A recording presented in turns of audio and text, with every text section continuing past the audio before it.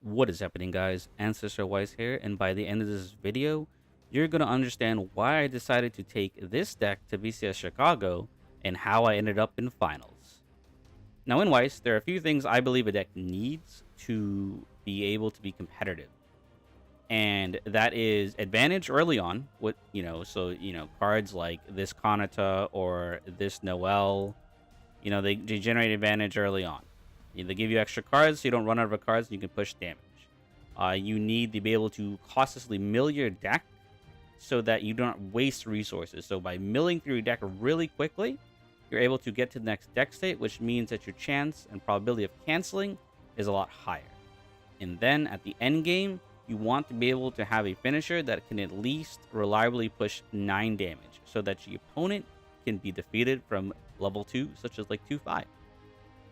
That gives you a good outline to be able to take into a tournament, and you have a really high chance of making it to top cut this way.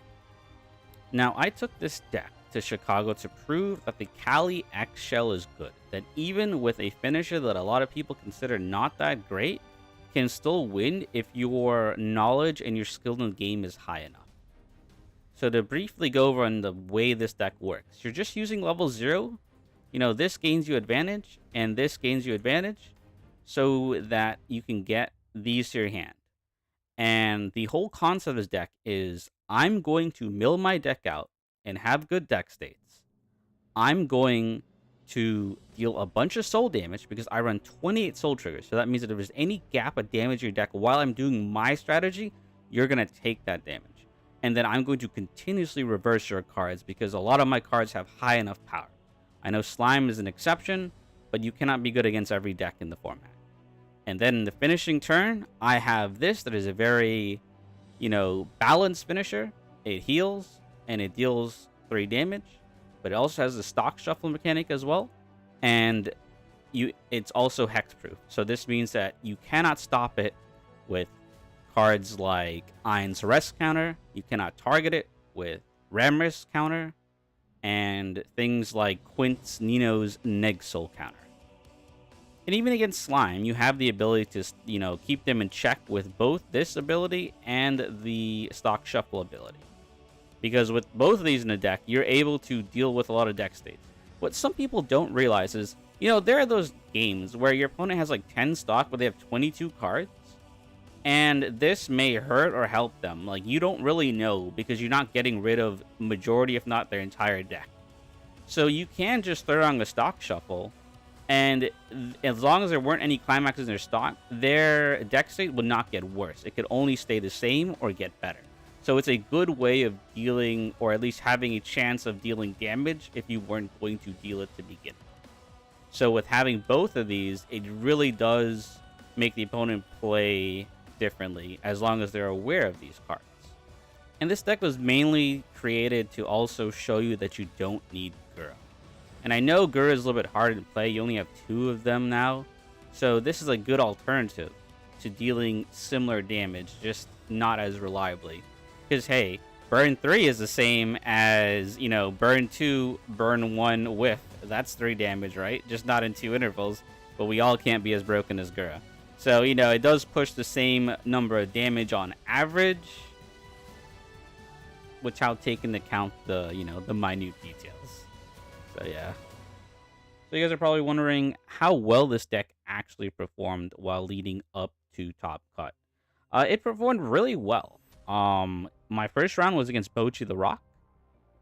I had a hard time dealing damage. This player did block a lot, but because I was able to consistently push damage every single turn, and I kept recurring my Kalis, I was able to push him in a state where my finisher was able to finish him off. And it went really smoothly from there. I think that is the one, advantage why I love playing this deck, is that even if you're behind, because the amount of damage it pushes, you have a chance of catching back up. Second match was against 8-Door Hololive. I believe he is from the Clock Tower. It was it started off as an okay match, but this is where this deck's advantage showed it. Like, it's where this deck showed its strength. He ran out of a lot of climaxes early, which caused him to take a lot of damage. He then refreshed his deck, but then he ran out of climaxes again, which allowed him to take more damage. So like he was still like almost dead while I was still level 2. And it just shows, you know, okay, that took advantage of the opponent's deck state without needing to look to do it. It's just naturally part of its game plan. And that's where this deck shined. Third round was against 8 Standby Nino. I did not have to search the Xion over here that gives Hexproof because he was not playing the Nexil counter. He was telling me that, you know, him and his buddies figured out that, you know, being more aggressive is probably better when dealing with sets like Slime, which he's probably not wrong. I think I can agree to that. But now other sets that would have never killed you before might have a chance of killing you now. So same thing. He ended up eating a lot of damage early. I had a huge lead to where he couldn't really catch back up because Quince, in particular, does not have a good way of breaking a deck state, as well as other decks like 7DS or Slime. So I was able to sit there, pile up stock, pile up resources, and I just kept blocking. I just kept blocking and blocking because I knew he could not punish me. And he eventually ended up dying from my finisher. Next round was against 8 Pants Slime. This was very painful, I must say. I ended up winning this game, but Slime is a very hard deck to deal with this deck because you cannot challenge those Murons easily. But I ended up having a damage lead. I ended up attempting to kill him before he can kill me, and I ended up beating him. I ended up playing 3 of these Aquas because technically you can get 3 of them. Some people, don't believe you can get 3 of them, but it is actually very easy to get 3 of them if you're always gaining advantage. If you have max hand size, you go Brainstorm, clock Brainstorm, and if you hit, you get it. If you trigger Climax, you get the third one, and you're able to get the hand to deal damage. Also, this also top checks and rearranges, so if you do the first burns, you can be like, oh, I see a choice, or I see a gate, so now I can then get my hand back. And now we ride to our first loss. It is the Door Pants Slime, or the one with the Millum level 1 combo that destroys the back row. Now, luckily, my back row is level 1, so I'm not really influenced by that effect. But let me tell you, this is the one match where I think I was just too greedy, and I should have actually played a little bit better at the end game. But it was a hard match because my opponent just kept blocking a lot. But like I said before in previous videos, it doesn't matter how much your opponent blocks. It's what your deck does when that happens. And the good thing about this deck, it continuously pushes damage. And I finally was able to push him to 3. And then I got to level 3. Now here's the problem. Here's where I got greedy. I tried to kill him from 3. He was 3-2.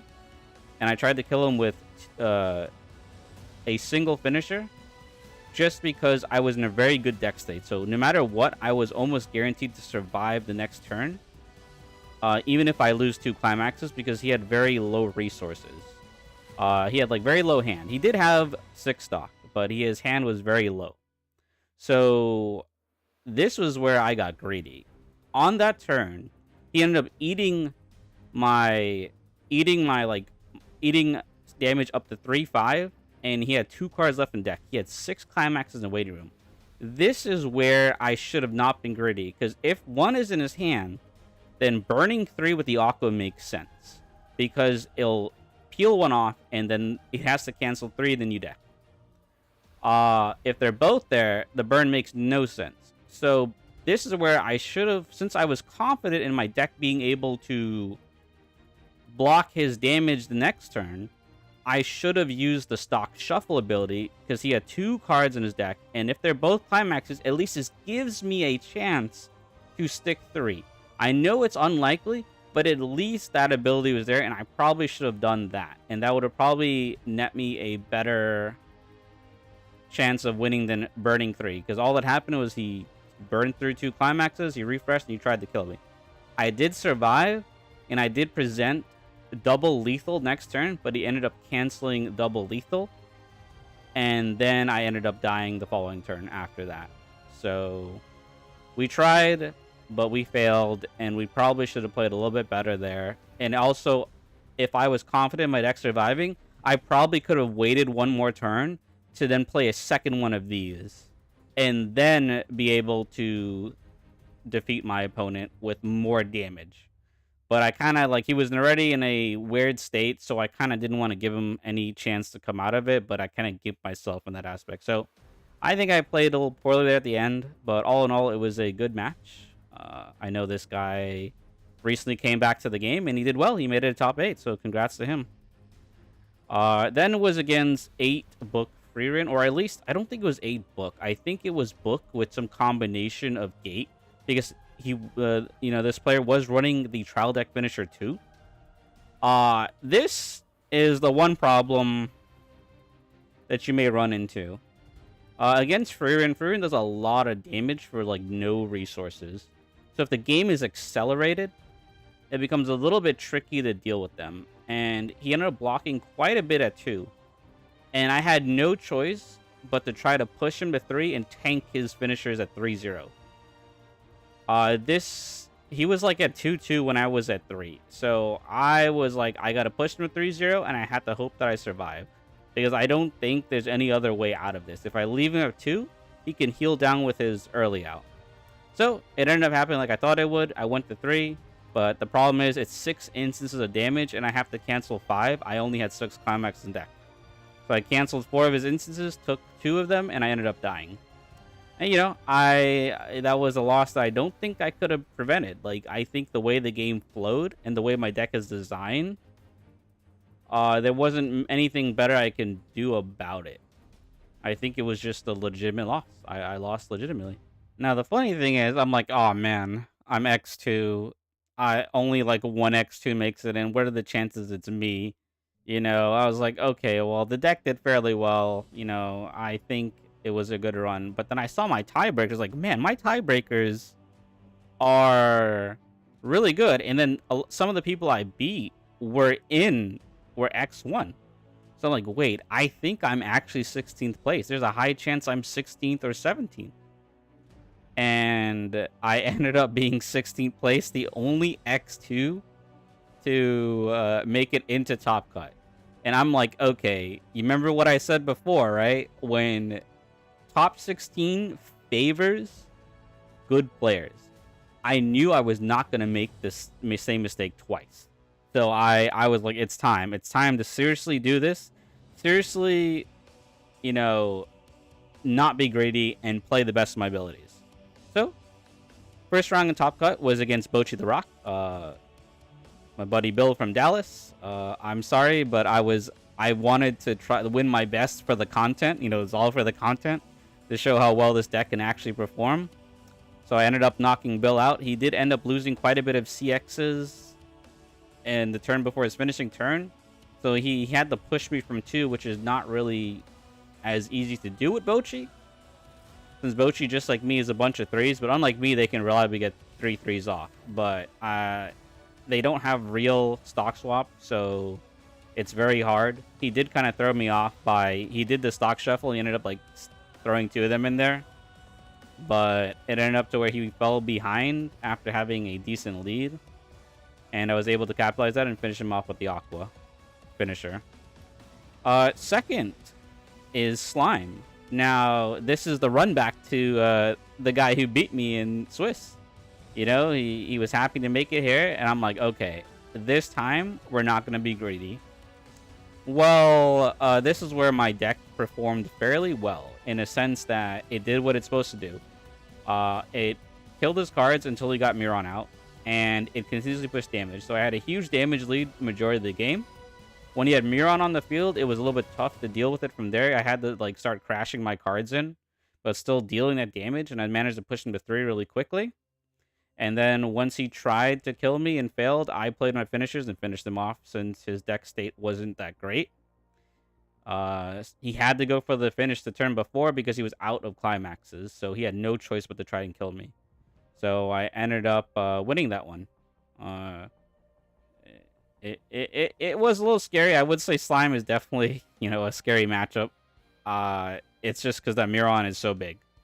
Alright, so in top 4, I had to fight Hansen from Strictly Broken TCG. I'm sorry, one of us had to win this game, and I had to keep pushing for the content. So we ended up playing, it was actually kind of funny in a sense, because there was this like moment where I'm like, oh, he's just going to play the Hexproof Shuna, so my cards are never going to kill his cards. So I got rid of these 2 ones that would have matched the Miron if he didn't have the Hexproof. He then proceeded to play Potion Maker, and then proceeded to play, you know, next turn 3 Mirons, like, oh, there's no Hexproof. I lost my chance of getting rid of his Mirons. I ended up challenging 2 of them because I ended up having to draw this early play, and I ended up getting one of these back.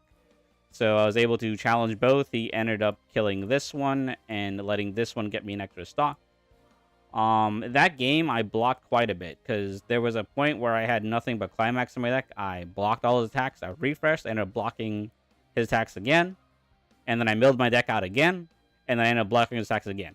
So, like, this, like, any deck that has, like, a bunch of mill just for no cost can take advantage of blocking a lot of damage, right? Something like Slime, if they block and they don't mill through their deck, they can now be liable to taking damage if they don't have, like, you know, at least 3 to 4 climaxes left. So the good thing is my level 1 combo kept milling through my deck in tandem with my Brainstorm. So I end up pushing him to 3. He tries to kill me. I didn't die, and I just killed him. And that was the end of that one. And now we are at finals. I'm like, yes. And throughout this entire thing, I'm like changing my YouTube video in my mind. How I made top 16, how I made top 8, how I made top 4, and now how I got to finals. And I believe this is our current Chicago champion, Danny, I believe his name was. Danny was not playing from the beginning. He said, enough with your BS, and he just blocked all my attacks in the beginning. It was very hard. Like, okay, I'm reversing his cards, but he's, like, not eating damage. Like, oh, man. Is this where swinging big numbers suck now? Because he just happened to have them all at the top. But then I ended up, you know, I still was able to keep decent deck states. So I was able to block a lot at level 2, and I pushed him to 3. And then he attacked me. I didn't die. I am still level 2. And I'm like, okay, I'm 2-5. I got like 7 climaxes left in my deck. I play this 0-0. I'm like, cool. I ended up seeing no climaxes, and I swung vanilla. And also the climax I was missing was in my hand, so I had my finisher climax. And I ended up swinging him again. And he goes, he's like, yeah, we're just gonna end you. And he does the most reasonable play, the one that I always implore Slime players to. Xenon. The Xenon level 3 finisher, I think, is Slime's best finisher. Benny, he's a healer with added effects. Millum, she's just there to get, like, that guaranteed small bits of damage, or if you need to push someone, like, to level 3 so your Xion could finish them. He played 2 Xions. I was like, oh, man. I should survive this, but in the off chance the cancel burns from these Xions actually, you know, knock climaxes off, I have a chance of dying now. So he goes, burn 4, I cancel. Burn 1 stick, swing for 3 sticks. Now I go from 2-5 to 3-1. And then he, like, I think he swings vanilla because he has to do something else before the Xion. I end up taking that damage. So I'm like, okay. I need 4 to die.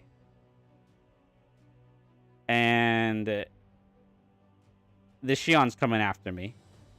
And it was burn 4, I block. Cancel burn 1, I cancel. I was like, no, not like this. And then swing for 4, and I eat it. And I die. I'm like, no, we tried. It went out like I thought it would. If the cancel burn knocks my climax, I die. I was like, darn. I was ready to slam down the Aquas and go ham. But, you know, it was a good run. And, you know, Slime, 8-pan Slime, you know, with level 0 combo.